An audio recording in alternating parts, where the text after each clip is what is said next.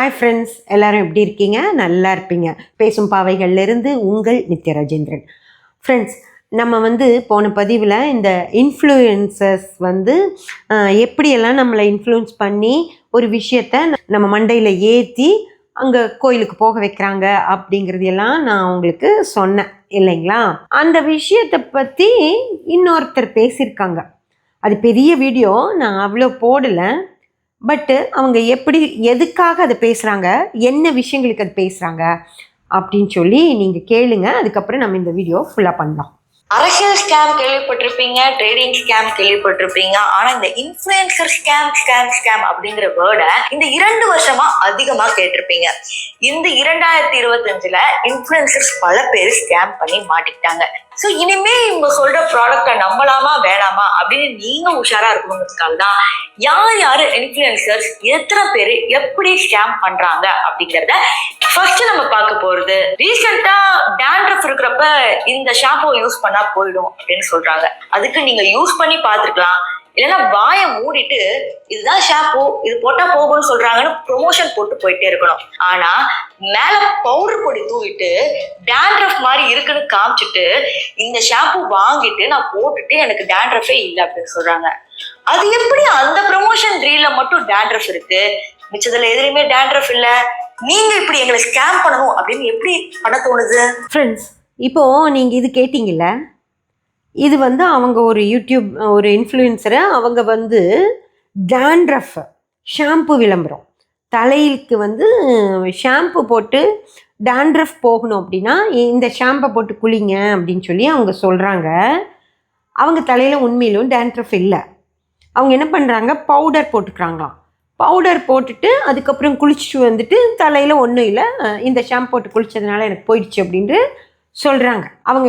இவங்க இந்த பொண்ணு என்ன சொல்லுதுன்னா, இல்லாத ஒரு விஷயத்த நீ ப்ரமோட் பண்ணுங்கிறதுக்காக இருக்கிற மாதிரி காட்டி, உன்னோட வேறு வீடியோக்கள்ல எல்லாம் எங்கேயுமே டேண்ட்ரஃப் தெரியலையே, இந்த வீடியோவில் மட்டும் எப்படி டேண்ட்ரஃப் தெரியுது? அப்போ எப்படி இவ்வளோ டேண்ட்ரஃப் இருக்குன்னா அப்போ எல்லா வீடியோலையும் தெரியணும், இல்லை தெரியலையே, அப்போ நீ பொய் சொல்கிற அப்படின்னு சொல்லி சொல்கிறாங்க. அடுத்தது கேட்கலாம். மூஞ்சி கழுவுறாங்க பிரைட்டா இருக்குன்னு சொல்லிட்டு கடைசியில என்ன இமேஜ் போடுறாங்க, லைட்டே இல்லாம ஒரு இமேஜ் போட்டுட்டு லைட்டோட ஒரு இமேஜ் போட்டிருக்காங்க. இதை நம்பி பல மக்கள் லிங்க் கேட்கறாங்க. நிஜமாவே ஃபாலோ பண்றவங்க இது உண்மைன்னு நம்ப மாட்டாங்க. அந்த ஃபேஸ் வாஷோட விலை கிட்டத்தட்ட 200க்கும் மேல இருக்கும். ஸோ எல்லாரும் சம்பாரிச்சு வாங்குறாங்க, உங்களை மாதிரி ப்ரொமோஷன் பண்ணி வாங்கல. அதை நீங்க யோசிக்க மாட்டேங்கிறீங்க. அடுத்த பொண்ணு என்ன பண்ணியிருக்குன்னு சொல்றாங்கன்னா, ஃபேஸ் வாஷம், ஓகேங்களா, இவ்வளோ பெரிய டியூப் காட்டுறாங்க.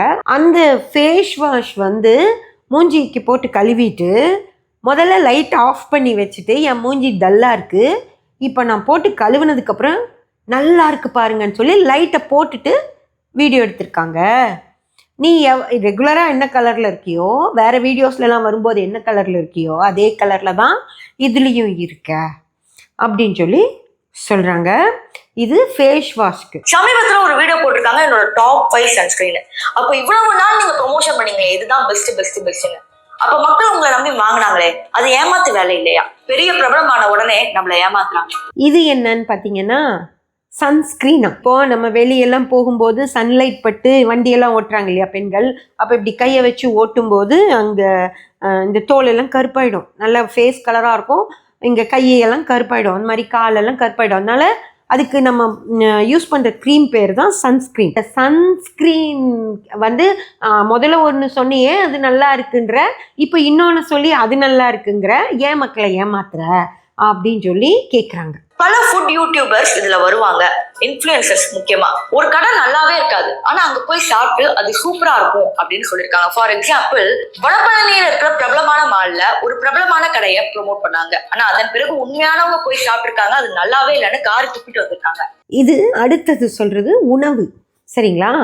ஒரு ஒரு மாலில் இருக்கிற ஒரு கடையில் போய் சாப்பிட்டு நல்லா இருக்குன்னு சொன்னாங்க, ஆனால் அந்த கடைக்கு நாங்கள்லாம் சாப்பிட போனப்போ கேவலமாக இருந்ததுன்னு காரி துப்பிட்டு வந்தோன்றாங்க. அந்த மாதிரி நிறைய கடைகளுக்கு அந்த வீடியோஸ்லாம் நிறைய கேட்டிருக்கேன் நான். ஒரு பொண்ணு ஃபேமிலியோட 1.5 மணி நேரம் ட்ராவல் பண்ணி சென்னையில் ஒரு இடத்துலேருந்து இன்னொரு இடத்துக்கு போயிருக்காங்க. அங்கே அவ்வளோ ஒரு பஃபெட் இதில் நிறைய ஐட்டம்ஸ் இருக்கும், சாப்பிடவே முடியாதுன்னு சொல்லி சொன்னாங்க, ரொம்ப நல்லா இருக்கும்னு சொன்னாங்கன்னு சொல்லிட்டு அவங்க அண்ணன் ஃபேமிலியும் கூட்டிக்கிட்டு அந்த பொண்ணு ஃபேமிலி 8 பேர் அந்த கடைக்கு போயிருக்காங்க. அங்கே போய் வாயிலே வைக்க முடியலையா, 4 குழந்தைங்களோட போயிருக்காங்க. அந்த குழந்தைங்கனால எதுவுமே சாப்பிடவே முடியல. கடைசியில் தயிர் சாப்பாடாவது கொடுங்கன்னு சொல்லி நமக்கு கேட்டோன்னா அந்த தயிர் கூட ஒரு அவ்வளோ கேவலமாக கொடுத்தாங்க. அதுக்கு வந்து எவ்வளவோ ஒரு பஃபெட் 1000 ரூபாய் என்னமோ சொன்னாங்க ஒரு தலைக்கு. அப்படி காசையும் கொடுத்து பசியும் அடங்காமல் குழந்தைகளும் எதுவும் சாப்பிடாம திரும்பி வந்து எல்லாம் ஒரு ஜூஸ் கடையில் போய் ஜூஸ் குடிச்சிட்டு வந்தோம். இது வந்து ஒருத்தர் சொல்லி, இன்ஃப்ளூயன்சர் சொல்லி தான் நாங்கள் அந்த கடைக்கு போனோம் அப்படின்னு சொன்னாங்க. இது சாப்பாடு. ஆனா அவர் ஒரு வீடியோல சொல்லியிருப்பாங்க, காசு வாங்கிட்டு சாம்சங்லாம் வந்து சூப்பர் போன், ஓப்போலாம் வந்து வேஸ்ட் அப்படின்னு ஒரு நல்ல போனை வேணுட்டு விமர்சிச்சிருப்பாங்க காசு வாங்கிட்டு. ஸோ இவங்க டார்கெட் பண்றது எல்லாரும் யாருன்னு பாத்தீங்கன்னா நம்மள மாதிரி மிடில் கிளாஸ் பீப்புள். இப்போ அடுத்ததான் இவங்க சொன்னது வந்து ஒரு டெக் இன்ஃப்ளூயன்சரை ஃபோனை பத்தி அவர் சொல்லியிருக்காரு. ஒரு ஃபோன் வந்து இப்போ ஃபோன் தான் நல்லது, சாம்சங் கெட்டதுன்றாரு, ஒரு நேரம் வந்து சாம்சங் நல்லதுன்றாரு. அந்த மாதிரி ஃபோனை பற்றி பேசுனதுக்கு அவங்கள கேள்வி கேட்குறாங்க. பதிவு நான் உங்களுக்கு எதுக்காக சொல்கிறேன் அப்படின்னு சொல்லி பாருங்க. இப்போது ஒரு ஷாம்புவோ இல்லை ஒரு ஃபேஸ் வாஷோ இல்லை ஒரு சன்ஸ்க்ரீனோ இல்லை நம்ம சாப்பிட்ற உணவோ இல்லை இந்த ஃபோனோ, சரியா, இவங்க சொல்கிற அந்த சாம்சங்கு இப்போது அந்த ஃபோன்ஸ் எல்லாம் ஒரு 40,000க்கு மேலே இருக்காது எனக்கு தெரிஞ்சு. 40-50,000க்குள்ளே தான் இருக்கும். ஒரு 50 ஃபோனு, அதுக்கப்புறம் மிச்ச விஷயங்கள் எல்லாமே வந்து ஒரு அந்த இதெல்லாம் க்ரீம்ஸு அதெல்லாம் வந்து ஒரு 1000 ரூபான்னு வச்சுக்கோங்க. ஃபுட்டு வேணால் ஒரு 2000 ரூபான்னு வச்சுக்கோங்க. ஒரு 1000 ரூபாய்க்கு ஏமாற்றிட்டாங்கன்றாங்க, ஒரு 2000 ரூபாய்க்கு ஏமாற்றிட்டாங்கங்கிறாங்க, ஒரு 50,000 ரூபாய் ஃபோனை ஏமாற்றிட்டாங்க. அவர் வந்து அப்படி பொய் சொல்கிறாரு, நம்மளை ஏமாத்துறாருன்றாங்க. ஆனால் நான் என்ன தெரியுமா சொல்கிறேன், கடவுள் நம்பிக்கை அப்படின்ற ஒரு விஷயத்த உங்கள் மனசுக்குள்ளே புதைச்சி உங்கள் வாழ்க்கையவே ஏமாத்துறாங்கன்னு சொல்கிறேன். புரியுதா? எவ்வளோ பெரிய விஷயம். ஒரு 50,000 ரூபாயவே அவங்க ஏமாத்துறாங்கன்னு சொல்லி அவங்க ஏமாத்துறாங்க, கேள்வி கேட்குறாங்க அவங்கள. ஆனால் நான் வந்து இந்த பரிகாரம் அப்படிங்கிற விஷயம், அந்த கோயிலுக்கு போங்க உங்களுக்கு நல்லது நடக்கும், இந்த கோயிலுக்கு போங்க நல்லது நடக்கும்னு சொல்லி நம்பி, அதாவது ஒரு டாக்டரை எப்படி நம்புவோம்? ஒரு ஹார்ட் அட்டாக்குன்னு சொல்லி ஒரு பேஷண்ட்டை கொண்டு போய் ஹாஸ்பிட்டலில் அட்மிட் பண்ணுறீங்க அப்படின்னா அந்த டாக்டரையே தெய்வம் மாதிரி பார்க்குறோன்னு சொல்லுவோம். அப்போ தெய்வத்தை எப்படி பார்ப்பீங்க? எங்கள் வாழ்க்கையே நீ தான் அப்படின்னு தானே அந்த தெய்வத்துக்கிட்ட போகிறீங்க. ஒரு 50,000த்துக்காக நீங்கள் போகல, ஒரு 1000 ரூபாய்க்காக போகல, ஒரு 2000 ரூபாய்க்காக நீங்கள் போகல, வாழ்க்கையே அவர்கிட்ட அடகு வச்சுட்டு நீங்கள் போகிறீங்க. அந்த கடவுள்கிட்ட போனால் என் வாழ்க்கை நல்லாயிடும், அந்த கடவுள்கிட்ட போனால் எனக்கு குழந்தை கிடைக்கும், அந்த கடவுள்கிட்ட போனால் என் திருமணம் நடக்கும், அந்த கடவுள்கிட்ட போனால் எனக்கு வீடு கிடைக்கும், அந்த கடவுள்கிட்ட போனால் எனக்கு கடன் அடையும், அந்த கடவுள்கிட்ட போனால் என் உடம்பு சரியாகும், அந்த கடவுள்கிட்ட போனால் என் மனைவி பொழைச்சிக்குவா, அந்த கடவுள்கிட்ட போனால் என் குழந்தை கால் சரியாயிடும். அப்படியெல்லாம் நினச்சி தானே நம்ம போகிறோம். நம்ம வாழ்க்கையே அந்த இடத்துல கொண்டு போய் நம்ம தேடுறோம். நம்ம வாழ்க்கையை தேடி நம்ம அங்கே போகிறோம். அந்த விஷயத்தில் அப்படி சொல்லாதீங்க. உங்கள் கருமாப்படி தான் நடக்கும். அப்படி மக்களை ஏமாத்தாதீங்க. இந்த பரிகாரம் பண்ணு, அந்த பரிகாரம் பண்ணு, வெத்தலை தீபம் போடு, செம்பருத்தி தீபம் போடு, வாழைப்பழ தீபம் போடு, இதெல்லாம் சொல்கிறீங்கல்ல, நெல்லிக்காய் தீபம் போடு, பிரியாணி இலை ஏறி, வாழைக்காவை ஏறி, இன்னும் அதுதான் இல்லை, அதை ஏறி இதை ஏறி, சிகப்பு கயிறு கட்டு, மஞ்சள் கயிறு கட்டு, ப்ளூ கயிறு கட்டு சொல்கிறீங்கல்ல, இதெல்லாம் அவ்வளோ நம்பிக்கையோடு செய்கிற அந்த மக்களுக்கு அது கிடைக்கலன்னா அவங்களுக்கு கடவுள் மேலேயே கோபம் வருமா வராதா? ஏதோ இவங்க செய்யறது கரெக்டு மாதிரியும் கடவுள் அதுக்கு கருணை கட்டது மாதிரியும் தானே நினைப்பாங்க. அது ஏன் அந்த மக்களுக்கு அப்படி ஒரு பொய்யை சொல்கிறீங்கன்னு நான் கேட்குறேன். அதுதானே நான் கேட்குறேன். அதே போல் இந்த விளக்கு வைங்க. அதாவது நாமளாக ஒரு விளக்கு இருக்கும், அதுக்கப்புறமா அதுக்கு 5 இது இருக்கும், அப்புறம் பின்னாடி ஒரு ஸ்டாண்ட் இருக்கும், அது காமாட்சி விளக்கு, அப்புறம் பல விளக்குகள், ஏதோ ஊர் பேர் சொல்கிறோம், அந்த விளக்கு இந்த விளக்கு அது வைங்க. அப்புறம் வேல் விளக்கு, மயில் விளக்கு, அப்புறம் வேலும் மயிலும் சேர்ந்து இருக்கிற முருகர் விளக்கு, அப்படி டிசைனாக விளக்கு, இதெல்லாம் செய்யுங்க. கடவுள் உங்களுக்கு வரம் கொடுப்பாருன்றீங்க. கடவுள் எந்த இடத்துல கேரண்டி கொடுத்தாரு உங்களுக்கு இந்த விளக்கெல்லாம் வச்சா உங்களுக்கு கடவுள் இது செய்வார் அது செய்வாருன்னு? அதுக்கப்புறம் பாசுரம் படிங்க. ஒரு பாசுரம் படிச்சா ஃப்ரெண்ட்ஸ், அன்னைக்கு வந்து கேன்சர்னே தெரியாது. சரிங்களா? கேன்சர்னே தெரியாத அன்னைக்கு ஒரு பாசுரம் கோயிலுக்கு போய் பாசுரம் படி உனக்கு சரியாயிடும்னு சொன்னாங்க. அப்புறம் சரியே ஆகலைனாலும் அவன் விதின்றுவாங்க, அவன் போயிட்டான்ருவாங்க. ஆனால் இன்னைக்கு அப்படி இல்லை. ஒரு கேன்சரை சரி பண்ணி அவரை நல்லபடியாக திருப்பி கொண்டு வர முடியும். உங்களுக்கு தெரியும் இல்லையா, கௌதமிக்கெல்லாம் கேன்சர் வந்துச்சு, மனிஷா கொய்ராலாக்கு கேன்சர் வந்துச்சு, மொட்டை அடிச்சிருந்தவங்க இன்னைக்கு நார்மல் ஆயிட்டாங்க, நல்லா இருக்காங்க. சரி பண்ணி கொண்டு வர முடியும். மருத்துவம் அவ்வளோ முன்னேறி இருக்கு. அந்த பேஷண்ட்ஸ்க்கு இப்போ போய் பாசுரம் படிக்கலாமா? கேன்சர் ஹாஸ்பிட்டலில் போய் பாசுரம் படிக்கலாமா? கிட்னி ஃபெயிலியர் ஆகுது, பாசுரம் படித்தா சரியாயிடுமா? அப்படி சரியாகும்னு சொல்லுங்கள். என்கிட்ட இவ்வளோ ஜாதகங்கள் இருக்குது, உடம்பு சரியில்லாத ஜாதகங்கள். அன்னைக்கு கூட நான் உங்களுக்கு சொன்னேன், நங்கநல்லூர் ஆஞ்சநேயர் கோயிலுக்கு போனப்போ அந்த கண்ணு தெரியாத பையன் என்கிட்ட பேசுனது தான் எனக்கு ஞாபகம் வந்து கடவுள்கிட்ட அவருக்கு கும்பிட்டு வந்தேன். அந்த இருக்கிற கொஞ்சம் 25% தெரியுதான், அதாவது தெரியணும், உற்றா தெய்வமே அதையும் பறிச்சிடாதேன்னு சொல்லி. சரியா? இவ்வளோ ஜாதகம் இருக்கு என்கிட்ட, கொடுக்கட்டுமா? உடம்பு சரியில்லாதவங்க ஜாதகத்தையெல்லாம் பாசுரம் படித்து சரி பண்ணிடுவீங்களா? கடவுள்கிட்ட கேளு, நல்லானா ஆகலாம், அவ்வளோதான் சொல்லணும். கடவுளை கும்பிட்டுக்கோப்பா, வேற நம்ம என்ன பண்ண முடியும் அப்படின்னு தான் சொல்ல முடியும். என்கிட்ட ஜாதகம் பார்க்குறவங்களுக்கு அப்படி தான் சொல்கிறேன். உனக்கு நேரம் சரியில்லை, இந்த நேரம் முடிஞ்சதுக்கு அப்புறம் தான் உனக்கு சரியாகிறதுக்கு வாய்ப்பு இருக்குது, அதனால் அது வரைக்கும் இது பெருசாகாமல் இருக்கணும்னு கடவுளை கும்பிட்டுக்கோ அப்படின்னு தான் சொல்கிறேன். சரிங்களா? அப்புறம் வேறு வழி இல்லைன்னா அது கொஞ்சம் சரியாகாது, கவனமாக இருந்துக்கோங்க அப்படின்னு சொல்கிறேன். கொஞ்சம் பெரியவங்கெல்லாம் வந்து ஏதாவது கேட்டால் அவங்கக்கிட்ட நான் உண்மையவே சொல்லிடுறேன். உங்களுக்கு 8ஆம் அதிபதி வேலை செய்கிறார், கொஞ்சம் பிரச்சனையாக போகுது, உங்களுக்கு கண்ட காலகட்டம் மாதிரி இருக்குது, இந்த குழந்தைகளுக்கெல்லாம் சொத்தெல்லாம் எழுதி வைக்கணும்னு நினச்சிங்களா, இல்லை பிரித்து கொடுக்கணும்னு நினச்சிங்களா, இங்கே இருக்க போய் அதெல்லாம் பண்ணிவிடுங்க, அந்த குழந்தைங்க பின்னாடி அடிச்சுக்க கூடாது அப்படின்னு சொல்லிடுறேன் நான். சரிங்களா? அந்த அளவுக்கு உண்மையை சொல்லுங்க. ஒன்றும் இதாக போகிறதில்ல. இங்கே போனால் உனக்கு அது கிடைச்சிரும், அங்கே போனால் இது கிடைச்சிரும். கடன் வீட்டை வித்துருன்னு சொல்லியிருக்கேன், நீங்கள் கேட்டு வேணாலும் பாருங்கள். என் சப்ஸ்கிரைபர்ஸை என்கிட்ட ஜாதகம் பார்த்தவங்க கமெண்ட் போடுங்கப்பா, நான் எத்தனை பேருக்கு வீட்டை வித்துரு இல்லைன்னா நீ மாட்டிக்குவேன்னு நான் சொல்லியிருக்கேன். தயவு செஞ்சு கமெண்ட் போடுங்க, அப்போ தான் இவங்களுக்கெல்லாம் புரியும். வீட்டை வித்துருன்னு சொல்கிறேன், கூசாமல் சொல்கிறேன், கஷ்டப்பட்டு தான் வீடு கட்டியிருப்பேன், ஆனால் அந்த வீடு உன்னை கடனாளி ஆக்கிரும், இந்த கடன்லேருந்து நீ வெளியே வரவே முடியாது. அதுக்கு இன்னைக்கு வித்துரு, இன்னைக்கு வித்துட்டு அந்த பணத்தை வச்சு இருக்கிற கடனை கட்டிட்டு நிம்மதியாக இருங்க. ஒரு 10 வருஷம் கழிச்சு நல்ல நேரம் வரும்போது புதுசாக ஒரு வீடு வாங்கிக்கலாம், இல்லை கட்டிக்கலாம். இன்னைக்கு வேண்டாம், கொடுத்து வித்துருங்க.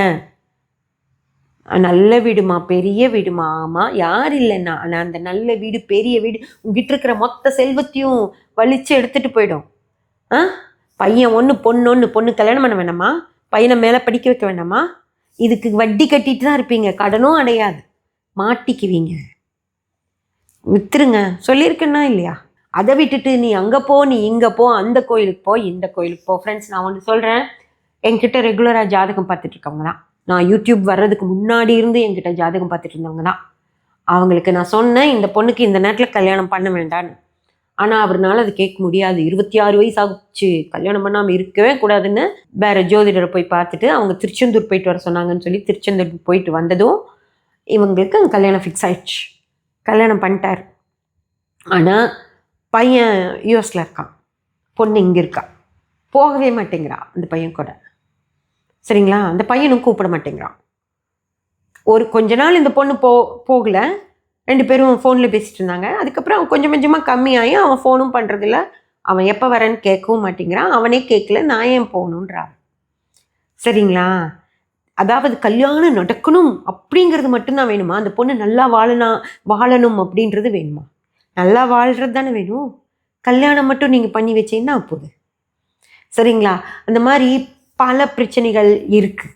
திருச்செந்தூர் போயிட்டு வந்தால் கல்யாணம் ஆகிடும். அந்த கல்யாணம் ஆகிறதே அவளுக்கு ஒரு நிக்ஸிரா மாதிரி இருக்குது. கடவுள் உன் கருமாவை தான் நிறைவேற்றி தருவாரோ தவிர உனக்கு நீங்கள் வந்து கும்பிட்டு போயிட்டீங்க, ஒரு தடவை திருச்செந்தூர் போயிட்டு வந்துட்டீங்கிறதுக்காக உங்களுக்கு எல்லாத்தையும் செஞ்சிட மாட்டார். அதே போல் திருச்செந்தூரில் பல பேர் திருமணமாகாமல் இருப்பாங்க, வயசு தாண்டி, திருமண வயசு தாண்டியும் திருமணமாகாத பல பேர் இருப்பாங்க. திருச்செந்தூர்லேயே தானே இருக்காங்க, அவங்களுக்கு திருமணம் ஆகணும் தானே. இங்கிருந்து திருச்செந்தூர் போகிறவங்களுக்கு ஆகும், அங்கேயே இருக்கவங்களுக்கு ஆகுதா?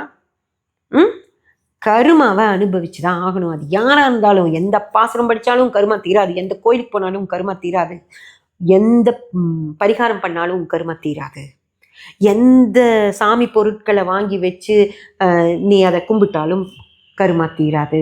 இதெல்லாம் நான் சொல்லிட்டேன்ல, பாஞ்சிட்டு வருவாங்க நாளைக்கு கமெண்ட்ல.